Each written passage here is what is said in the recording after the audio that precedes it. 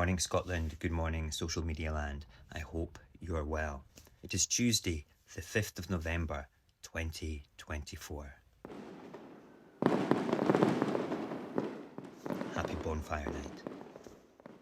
Guy Fawkes, the man who infamously entered Parliament with some what call honest intentions, not to debate or deceive, but with a mission to make radical change. While his methods were extreme, his story reminds us of the lengths to which people will go when they believe in the need for revolution. Have a safe bonfire night and remember, our cause is a peaceful one. It's a familiar scene for those who follow the debate surrounding Scottish independence. Unionist arguments, often delivered with an aggressive edge, dominate social media and public discourse. But let's strip away the tone and take a deeper look at what is actually being said. Are these arguments truly positive, or are they tools of intimidation designed to paint a bleak picture of independence? The truth is, when you examine the so-called positive case for the Union with a critical eye, it just falls apart.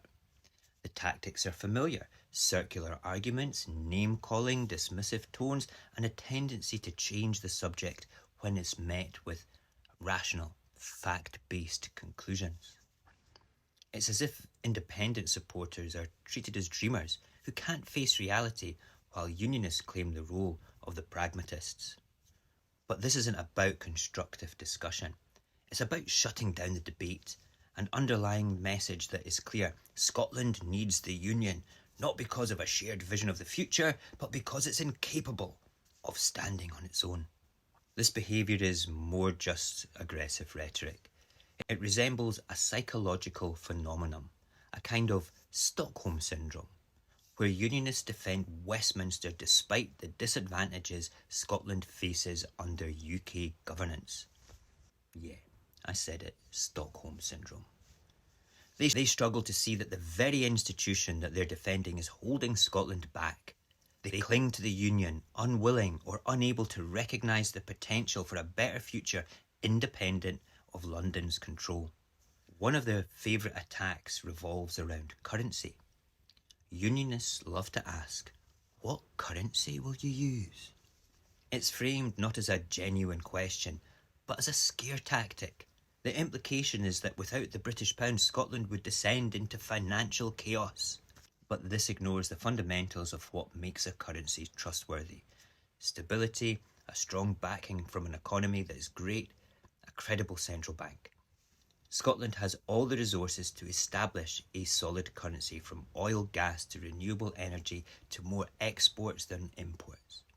Countries like the Czech Republic have shown that it's entirely possible to launch a new currency successfully, and Scotland is better positioned than many nations that have done so. To back a new currency, Scotland could build foreign reserves through exports, revenues issuing sovereign bonds, and attracting investment. Our natural resources give us a solid foundation, and our financial planning could secure the reserves needed for stability. The fear that Scotland would be a financial disaster without the pound is simply unfounded. In fact, currency independence would give us the freedom to tailor our monetary policy to our specific economic needs, something that we can't do while it's tethered to Westminster. We also get the claim about the euro thrown at us all the time. Unionists warn that if Scotland rejoins the EU, we'll be forced to adopt the euro. This is another scare story. Yes, EU membership includes a commitment to move towards the euro, but there's no strict timeline. If you look at Sweden, they've been in the EU for decades and still use the krona. Now that might be that they were in the EU before the euro was set up, but it doesn't matter. They still are not taking it on. Also, to take the euro, you need your own stable currency that is meeting several potent pieces of criteria to be part of the euro in the first place. So if Scotland doesn't tick those boxes with its own currency to begin with, it doesn't have to take the euro. It's not forced upon you. Like Sweden, Scotland could do the same thing, keeping its own currency for as long as it makes sense. What Unionists don't mention is that flexibility of the EU. Membership doesn't strip away our choices, it broadens our opportunities. We'd gain access to the single market while having the autonomy to manage our own currency. Then there is that threat of a hard border. Unionists argue that joining the EU would mean a hard border with England, crippling trade and dividing families. This argument just does not hold up. The Northern Ireland Protocol is a real-world example of how creative solutions can manage borders.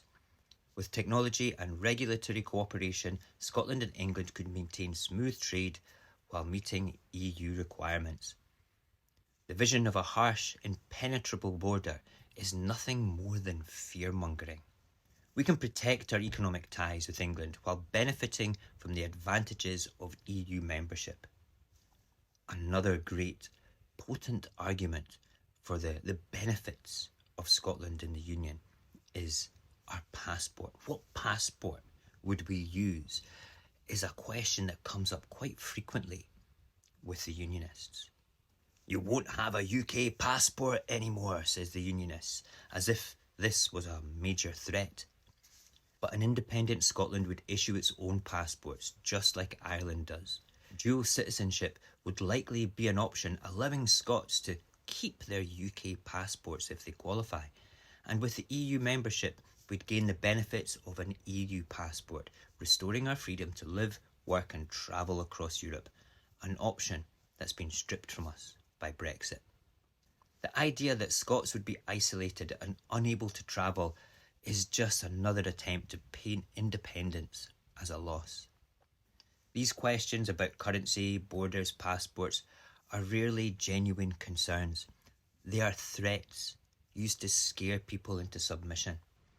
Unionists wield them like weapons because their positive case for the Union isn't built on hope or shared success. It's built on keeping Scotland in a state of fear.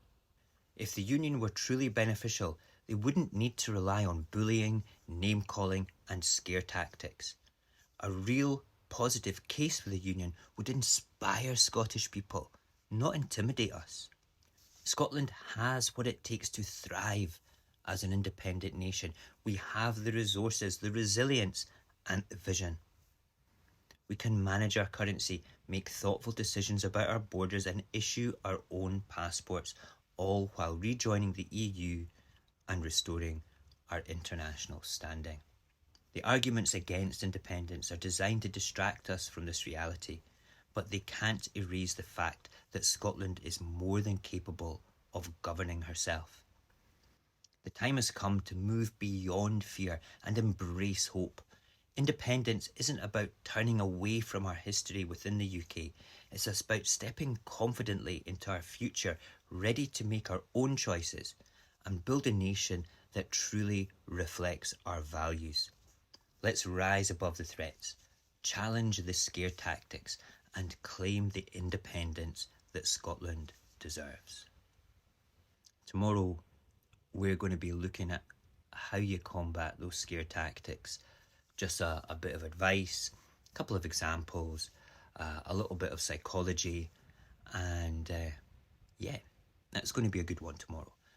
So I hope you can join us, hope you can come back and watch tomorrow's video. Until then, you have a remarkable day.